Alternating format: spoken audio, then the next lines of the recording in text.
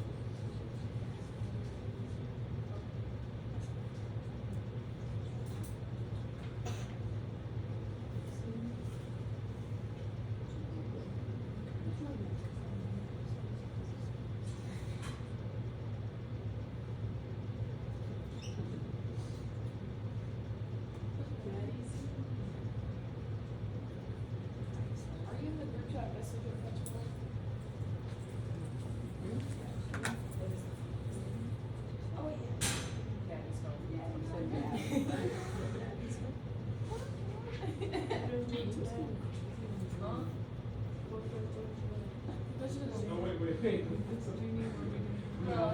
like, if our all online on Friday. You would post. All right, so then we have the peripheral nervous system. And the peripheral nervous system has two, the Schwann cells and the satellite cells. The Schwann cells do the same job as the oligodendrocytes, but they are found in a different system, or a different part of the system, and they are kind of different in shape, so they get their own name. But the Schwann cells also provide a myelin sheath, but this is for the nerves of the peripheral nervous system. And then there are also satellite cells. Satellite cells protect and cushion the nerve cell bodies themselves.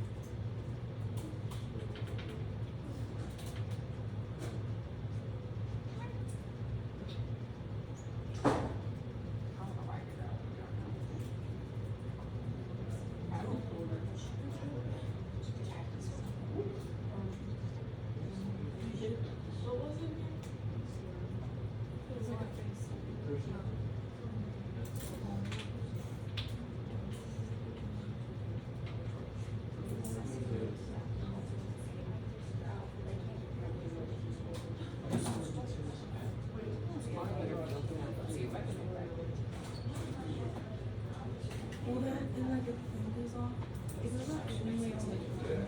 So like, no one really checks. They just like, oh yeah. Oh,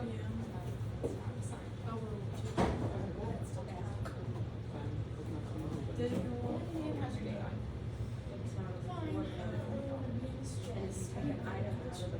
You make it work, man. Yeah.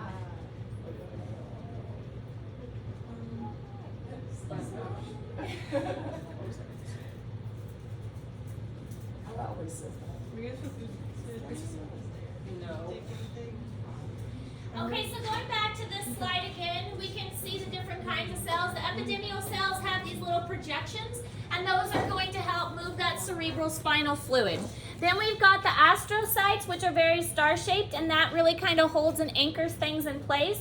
Microglial cells are going to go around and clean up anything that's not supposed to be there. And then we've got the oligodendrocytes and the Schwann cells, both making those sheaths. But you can see that with the oligodendrocytes, it has these branches that come out and wrap around, whereas the Schwann cell, think of it as like you've rolled out a piece of Play-Doh and then you've rolled that Play-Doh around a pencil or something. That's kind of what's happening with the Schwann cell here, because this is one whole cell that's been flattened out and wrapped itself around.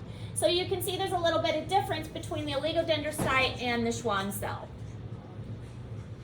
All right, so the cell, or the nerve itself, the neuron, is the actual nerve that transmits the information. And these are specifically made to transmit the signal from one place to another. They have a cell body, that's the main biggest portion, and then they have processes, which are fibers that extend from the body.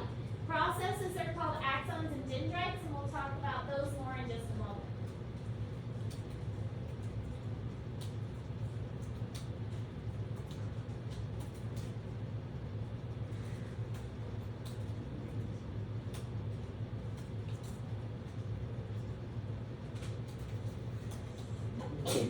Bless it.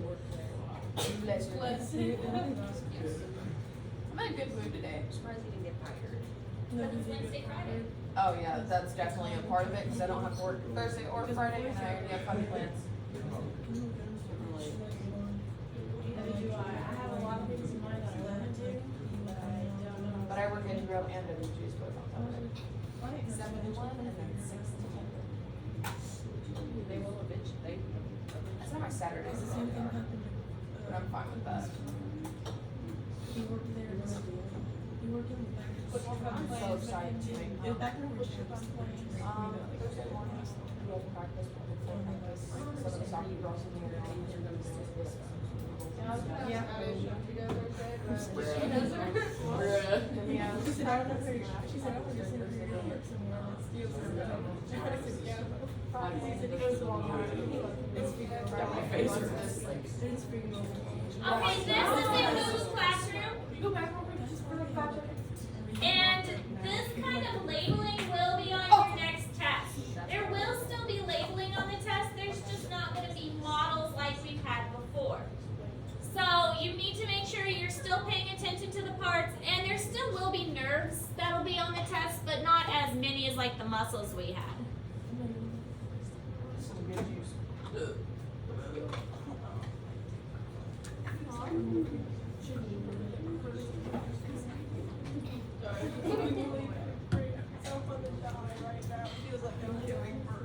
Alright, so here are all the different parts that you'd be responsible for knowing. Anything in red.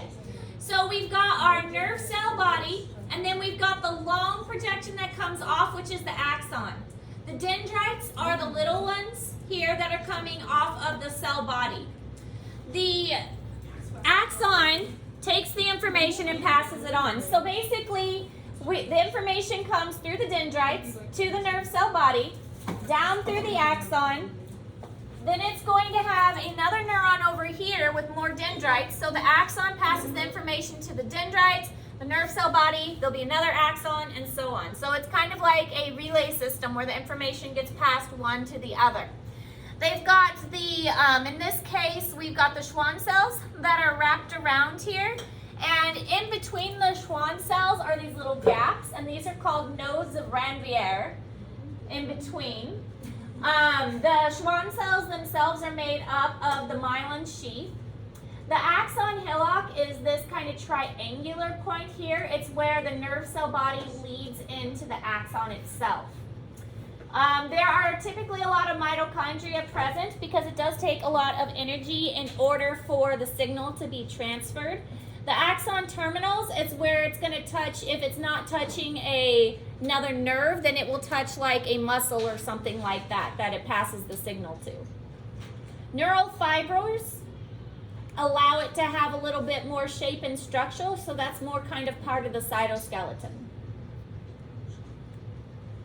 This is what it looks like under a microscope. Here we've got our nerve cell body, and we've got a dendrite from another nerve cell body, which would be down here. You can see the axon coming off here, and then the dendrites that are surrounding it here at the top.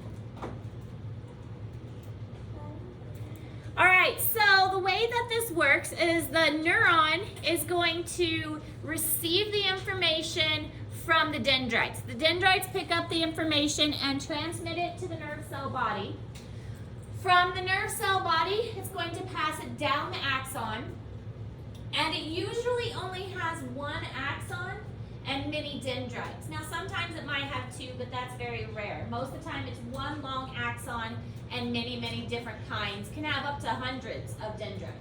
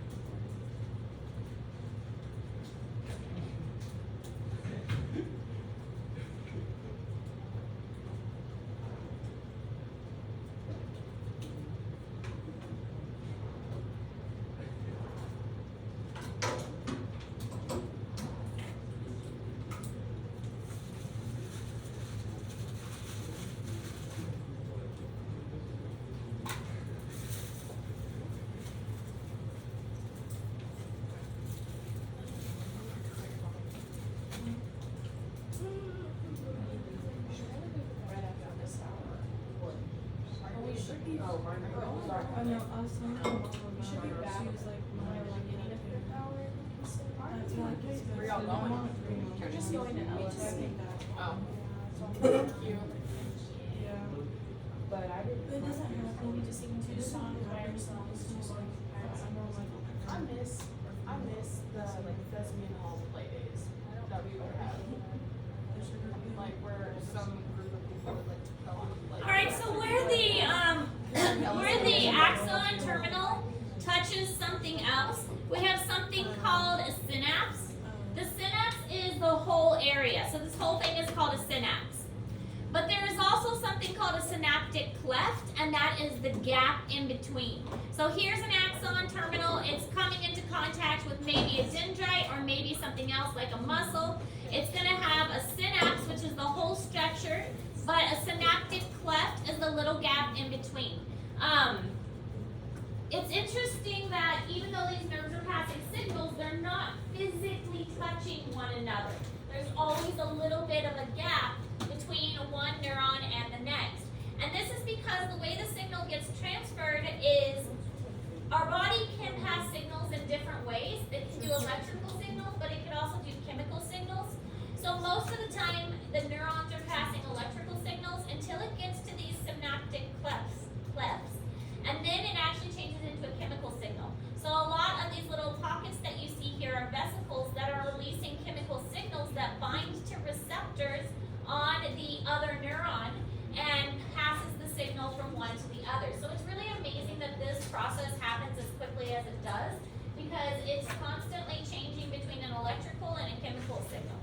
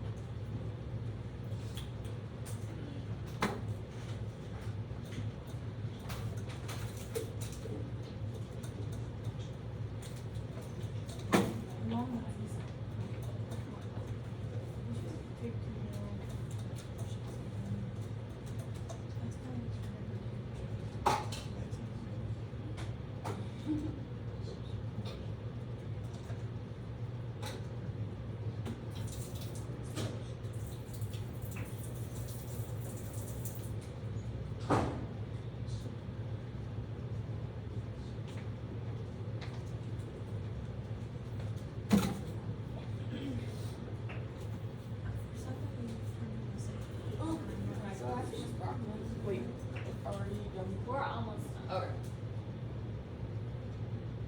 Last draft. Alright, so the myelin sheath itself covers the axon and protects and insulates it. It helps to speed up the signal. We already kind of mentioned all of that. But again, the sheath is made out of Schwann cells in the peripheral nervous system, and it's made out of oligodendrocytes in the central one. So the Schwann cells are like flattened pancakes that get wrapped around, and the oligodendrocytes are more, it has like a branch, and then a branch of that cell kind of flattens out and wraps around. So a little bit different, but really kind of serving the same purpose. Helping to insulate, helping to protect, making that signal travel faster, all of those things. The gap in between, again, is called the node of Ranvier, because some Ranvier guy at some point discovered it. Same thing with Schwann cells. Schwann, somebody discovered it.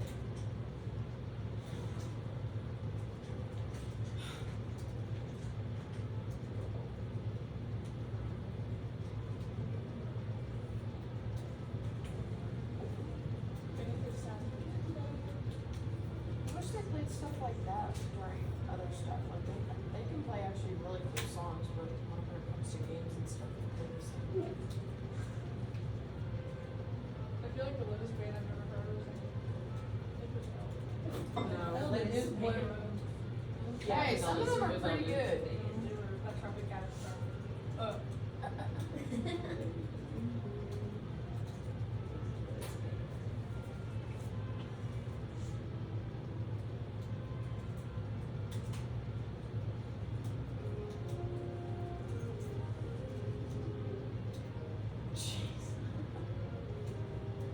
Whoever's on Daughter's those so clarinets, excited to be whoever's, doing clarinet. who's ever on those clarinets is really I hate them. They sound like crows, but like long. They do. Yeah, look. They sound like birds. I used to play flute. Me Loved too. it. But then I I quit after 1 year because I could not stand this program. Me too. I quit before high school because I didn't know her. I did it for a whole year. I was about to quit mid class because I hated her so much. But no, she guilt tripped me into staying. Yeah. Alright,